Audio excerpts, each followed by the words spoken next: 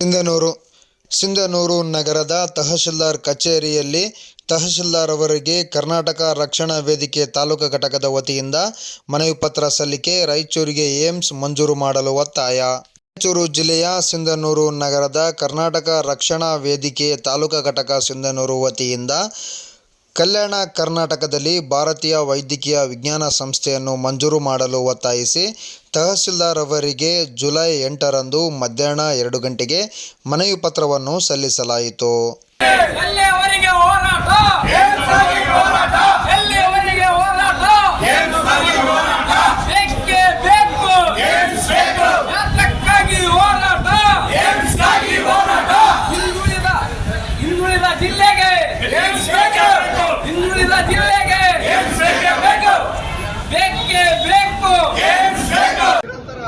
ಅನಿರ್ದಿಷ್ಟ ಧರಣಿ ಸಂದೇಶ ಮುಂದುವರಿಸಿ ನ್ಯಾಯಯುತವಾಗಿ ಮಹತ್ವದ ಒಂದು ಆರೋಗ್ಯ ಸಂಸ್ಥೆಯನ್ನು ಪಡೆಯಲು 2 ವರ್ಷಗಳ ಕಾಲ 26 ತಿಂಗಳಿಂದ ಹೋರಾಟ ಮಾಡಬೇಕಾಗುತ್ತದೆ.